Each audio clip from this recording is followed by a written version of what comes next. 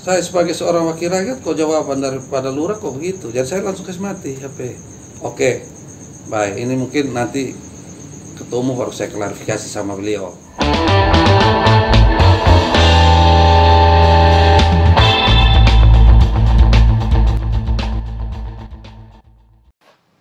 Anggota DPRD Kota Kupang asal Partai Nasdem Id Basuki membantah jika dirinya telah melakukan tindak pidana pemukulan terhadap Lurah Naikoten 1 Budi Immanuel Izak pada Minggu 25 April 2021 sore.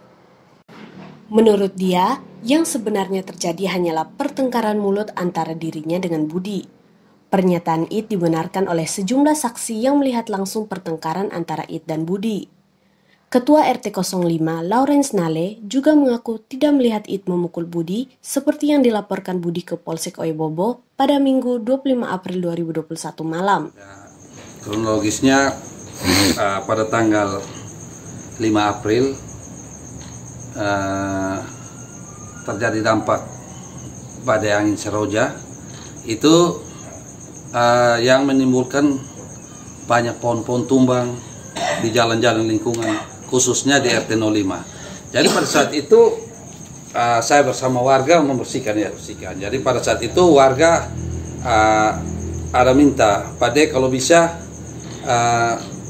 ini tumpukan daun dengan dahan-dahan itu tolong diangkut oleh dinas kebersihan. Jadi pada saat itu kan situasi dan kondisi Kupang lagi parah-parah betul. Jadi armada dari dinas kebersihan itu terbatas. Jadi mereka dahulukan akses-akses yang vital, misalkan jalan-jalan besar. Jadi atas permintaan masyarakat, saya sebagai seorang wakil rakyat, saya bilang oke, sabar, nanti saya tindak lanjuti untuk kasih tahu apa dinas terkait. Dinas terkait itu dinas kebersihan dan pertemanan. Jadi sudah. Dan pada saat itu saya bersama warga sekitar jam 4 sore tanggal 5 April. Dan kita sedang membersihkan kotoran sampah. Jadi ada masyarakat, ada warga, masyarakat bilang, Pak De, ini sampah-sampah ini ada perintah dari Pak Lurah untuk dibakar. Jadi bilang, masa kalau dibakar ini sampah begini banyak, ini kan bisa menimbulkan kebakaran yang hebat. Misalkan rumah orang bisa terbakar atau kabel-kabel listrik ini terbakar karena posisi sampah itu tinggi sekali. Tumpukan sampah itu tinggi sekali dan kayaknya sudah agak kering, jadi ini kalau dibakar berbahaya. Jadi sudah. Karena kurang puas dengan permintaan masyarakat. Jadi saya telepon Pak Lurah sebagai pimpinan di kelurahan. Jadi saya menanyakan, saya telepon langsung, lihat Pak Lurah, bagaimana? Ini warga ada bilang Pak Lurah ada suruh bakar kok. Jadi secara spontanitas dia langsung jawab, dia bilang, siapa yang suruh? Beta suruh. Itu siapa tuh yang bilang beta yang suruh? Suruh dia ini apa sah? Duel beta sah, ketemu Klaisa.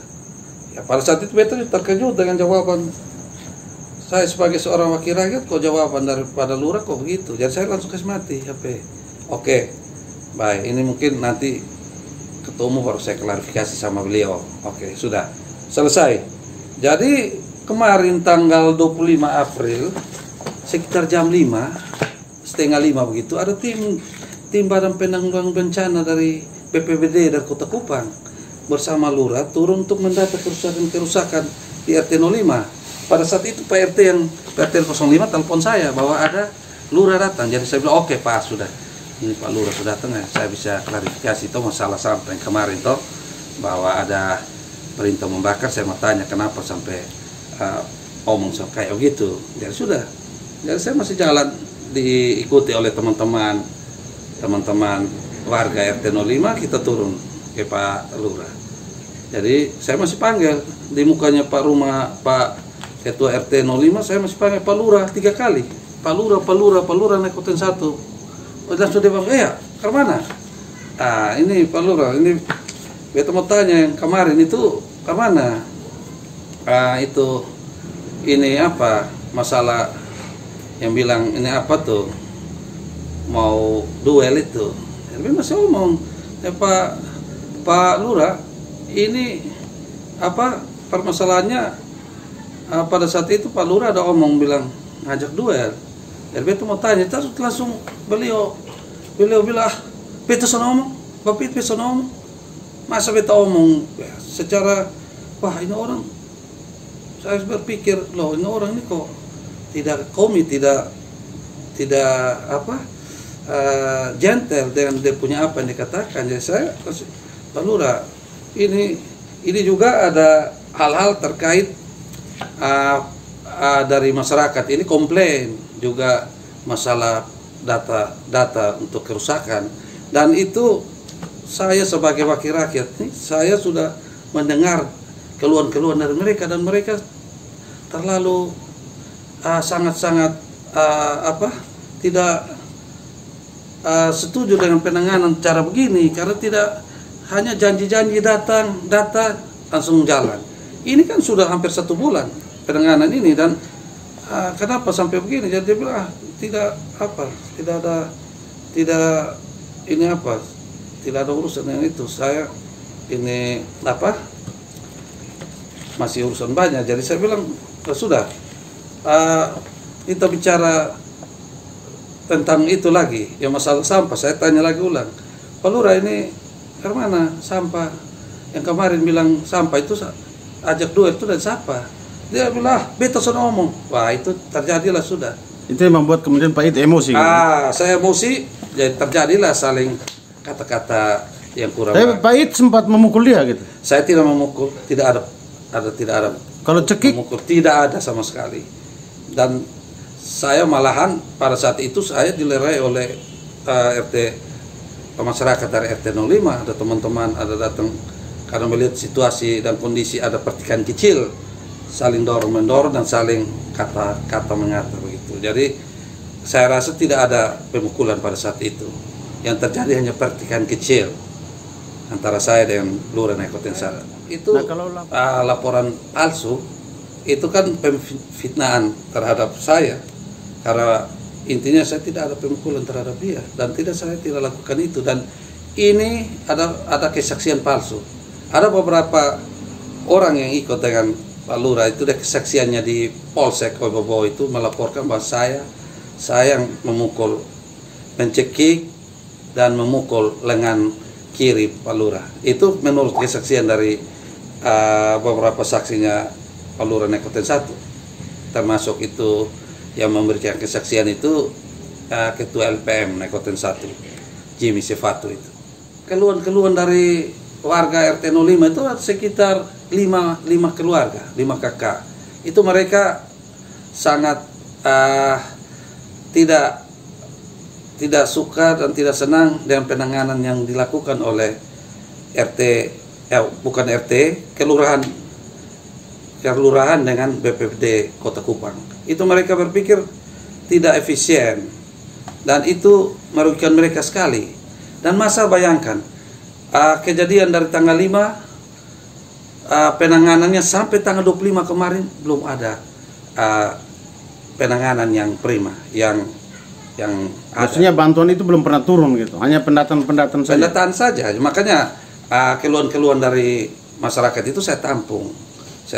Saya sebagai wakil rakyat, dan tugas saya melekat di tubuh saya ini 24 jam. Jadi tupoksi saya itu melayani, mendengar aspirasi dari warga saya. Kemudian menindaklanjuti. Ya, menindaklanjuti itu tugas saya.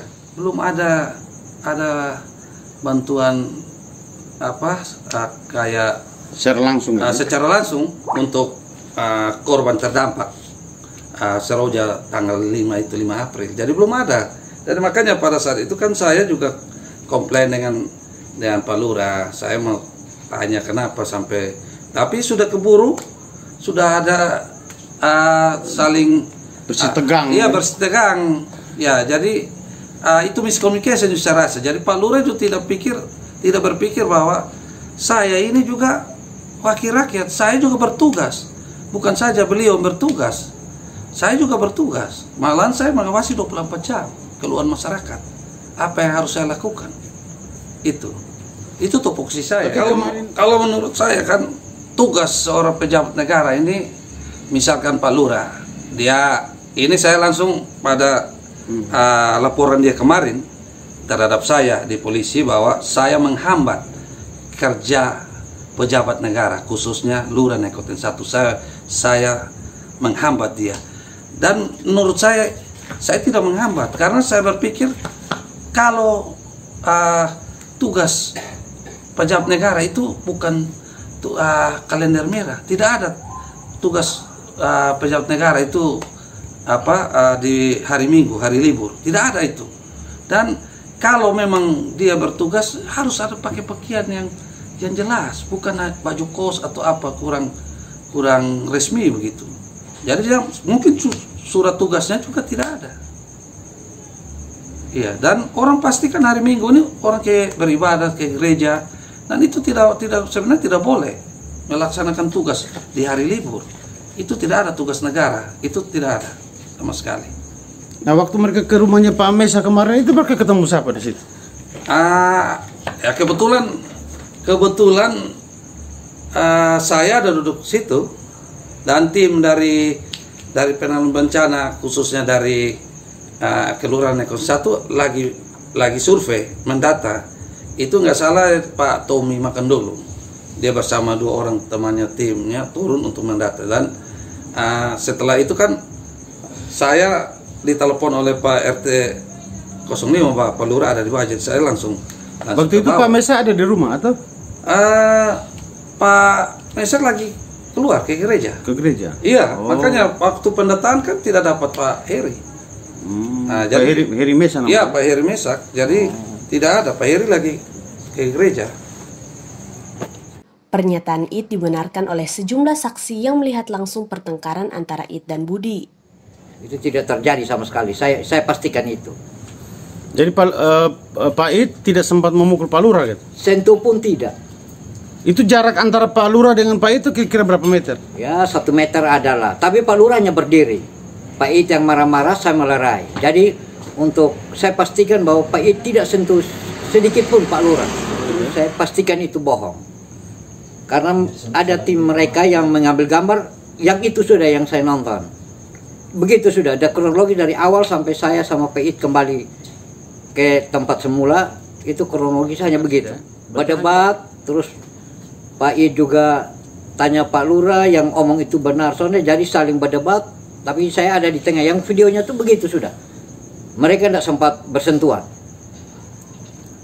Jadi hanya sekedar emosi. Memang Pak It lebih banyak di situ, Pak It lebih emosi. Oh gitu. Pak Lurah santai. Kalau bilang terjadi pemukulan, lihat aja. Itu Pak Lurah posisinya hanya berdiri. Masa orang dipukul berdiri. Jadi bilang kalau ada video 1-2 tidak sempat direkam, itu omong kosong.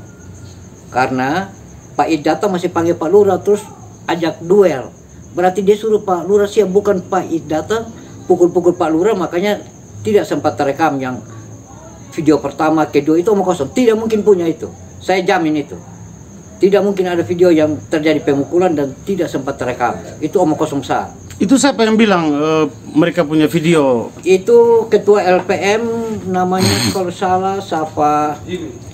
Jimmy Saifatu. Dia yang merekam. Dari sekian banyak orang dia yang merekam. Rekamannya itu memang hanya ada itu. Saling berdebat, saya sama Pak It dorong. Bukan Pak Lurah yang dorong Pak It atau Pak It dorong Pak Lurah, tidak. Saya yang dorong Pak It. Jadi Pak It tidak pernah bersentuhan sama Pak Lurah. Itu Pak Lurah berdiri dari awal sampai pulang begitu posisinya tuh. Saya ikut melerai Pak It untuk tidak melanjutkan pertengkaran itu. Apabila terjadi pemukulan, mungkin korban yaitu Pak Lurah mungkin sudah dalam keadaan yang dimana sudah dievakuasi apabila ada terjadi pemukulan. Tapi di situ di saat saya muncul untuk melerai, ternyata Pak Lurah itu juga masih berdiri dan masih bertengkar dengan Pak It. saat itu. Jadi misalnya kalau ada terjadi pemukulan seperti yang kita ikuti di medsos dan laporan polisi yang diajukan oleh Pak Lurah dan beberapa saksi dan juga berdasarkan video tersebut, kalau memang terjadi pemukulan terhadap Pak Lurah, berarti Pak Lurah itu sudah dievakuasi untuk ke rumah sakit seperti itu. Tapi kenyataannya setelah saya sampai itu masih terjadi pertengkaran. Jadi tidak ada adu jotos atau pukulan-pukulan.